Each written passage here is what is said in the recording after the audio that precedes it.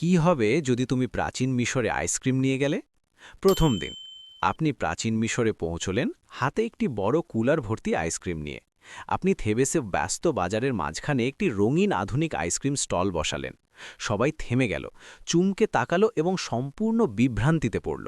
অবশেষে এক সাহসী মিশরীয় প্রথম আইসক্রিম কিনল, চেখে দেখল এবং তার চোখ আনন্দ আর বিস্ময় বড় হয়ে গেল। দ্বিতীয় দিন খবর দ্রুত ছড়িয়ে পড়ল। আপনার স্টলের চারপাশে বিশাল ভিড় জমল। মানুষরা আইসক্রিম কিনতে লড়াই করছে, কেউ লাচ্ছে, কেউ ঠান্ডা লাগার কারণে মাথার ওপর লাগাচ্ছে। সবাই নতুন এই মিষ্টান্নে পাগল হয়ে যাচ্ছে। তৃতীয় দিন আপনার আইসক্রিম স্টল পুরো শহরের সবচেয়ে জনপ্রিয় জায়গা হয়ে উঠল। এমনকি পুরোহিত আর মহারাজাও চেখে দেখতে এলো। মানুষ আইসক্রিমকে ভবিষ্যতের দেবতার উপহার বলে ডাকতে শুরু করল। এক সপ্তাহ পর পুরো বাজার এখন আইসক্রিমের স্টলে ভর্তি। মিশরীয়রা নতুন স্বাদ তৈরি করছে, যেমন পদ্মমধু এবং খেজুর পেস্তা। আইসক্রিম নতুন জাতীয় মুগ্ধতা হয়ে উঠেছে। মানুষ মন্দিরের অনুষ্ঠানের সময়ও আইসক্রিম খাচ্ছে। 1 মাস পর আইসক্রিম পুরো মিশরকে বদলে দিয়েছে। শিশু থেকে সৈনিক পর্যন্ত সবাই আইসক্রিম খাচ্ছে।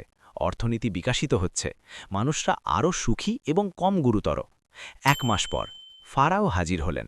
মিশরের রাজা বা ফারাও নিজে তার সোনালী রথ আর প্রহরী নিয়ে আপনার স্টলে এলেন। তিনি লেজেন্ডারি আইসক্রিমটি চেখে দেখতে চাইলেন। এক কামড় নিলেন, চোখ উজ্জ্বল হয়ে গেল এবং আইসক্রিমকে রাজ্যের সরকারি মিষ্টি ঘোষণা করলেন।